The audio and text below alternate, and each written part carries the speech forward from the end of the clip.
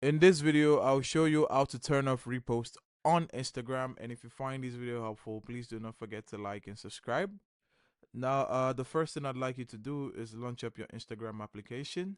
The next thing will be to navigate to your profile by clicking on the profile icon at the far right of the bottom navigation.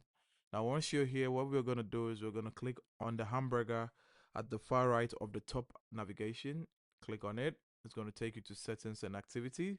Now here we're gonna scroll down till we see the header that says how others interact with you, and you can find it here. Now under this header, we're gonna look for sharing and reuse, and we're gonna click on sharing and reuse. Under sharing and reuse, what we want to look for is reposts on posts and reels, and we want to toggle that off. Now, once we toggle that off, your repost should be turned off.